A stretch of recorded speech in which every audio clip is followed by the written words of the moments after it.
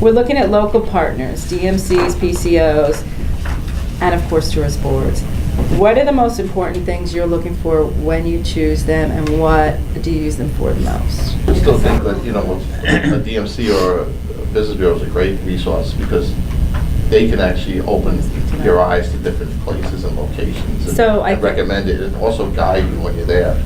So being that you're from America going to a foreign country, they speak the language, they know the neighborhood, they know how to get around. So I find it that they're open to help you. It'll be interesting to throw out there because I think there is a perception, maybe a reality, maybe of some North American CVBs that if you're small, it's not important. That CVBs only work on big business. And that certainly is not true. Over 50% of our time is spent on smaller events, with bedrooms or without, because there's a lot of disproportionate hotels as far as event space versus bedroom allocation. Then there's some what we would call kind of bed factories at the big hotels, but with limited meeting space. So they're not looking to get people staying. They need the ratio of meetings only. When you have a strategic meeting program the way we do, we have so many outlets and forums for you to get in front of the decision makers and the buyers. You have this canvas, a blank slate. Part of our program is that we message out distressed inventory. So if you have need dates and you have, some sale going on, we are all about, messaging that out. So I am constantly shocked that you're not approached. That we're not approached. FAMs, which historically, you're not allowed to do. In certain instances, especially the value of an SMMP, and when you have a huge company like ours, is you can bundle business, right? So if we're working off of, we know that healthcare is going to do this big sales meeting, or we know that there's an incentive over here in industry or this software company, we're going to tell these 3 different players, that's a ton of business that you are you don't even know about it, and we're shocked constantly that if we could get a compliance and authorization to fly out some planners, which we actually have done within the US, why would you not leverage that? Because you don't know. You're on LinkedIn, right? And you see that you've got organizations that have SMMPs start there. I mean, that means there's a centralization. That means that there could a potential of grouping meetings. Exactly. Right. Yeah. And I think there's a couple different ways to approach that because we have a couple different strategic sourcing companies, and then we have some that are full meeting management, so for the incentive type groups that you talked about.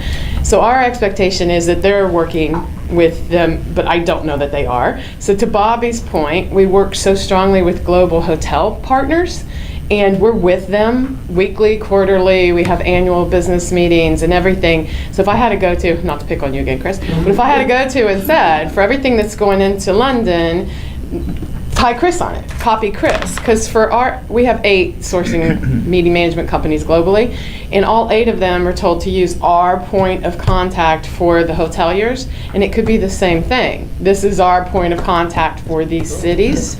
And so to Bobby's point, I'm not getting that either. And I think historically, so focused on the individual planners and not focused on an enterprise solution and how to get to them. There's 2 things I'd like to throw out there. One is, you said you source through a third party. It might be, Yes. I think a lot of CVBs have actively targeted third parties for the benefit of multiple clients, potentially. But also for the, often corporates have been terribly difficult to talk to get through to. Well, I would agree. I think But just as kind of as a barrier, so I think people, okay, where's the low hanging fruit in doing that? But secondly, when you're looking at sourcing, again, negotiating, of course, going with big hotel chains. But say with London, for example, you're missing 50% of all the product that's done because 50% is independent. Often their contract negotiation is more flexible than big chains. So you're, for example, missing 60,000 bedrooms in London by just going with major chains. But again, you wouldn't know that unless we... Exactly, but there's also an assumption out there because there's no dialogue. Right, that, for us, we have preferreds, but if the deal is better with a non-preferred, how about it? The challenge, I think, comes from the blurry lines that have come within the last few years. It used to be pretty clear what a DMC did, what a PCO did, Right. and even to some degree what a DMO did. Now you're finding everybody's all up in each other's business doing the same thing. And it comes back to this idea of who are the contacts that you need to do what? And that's gotten blurry everywhere, but for a person going internationally, I think that's a real challenge. We kind of know how bureaus are organized here in the US. You go internationally and it's a whole other deal. Domestically, I don't tend to use CBBs, DMCs, unless I have a big offsite event that I need help with. Internationally, I've tended to, in a panic, once we're already booked, everything's said and done, I need somebody who speaks the language. I need a restaurant recommendation. I need something locally. Now, I had a really good experience recently in Geneva, and it's kind of opened my eyes to, let me bring in the tourist board or somebody locally ahead of time and get the whole scope of the location. And it's really making a difference. And So I'm more you're all saying you knowledgeable. you want to work with them.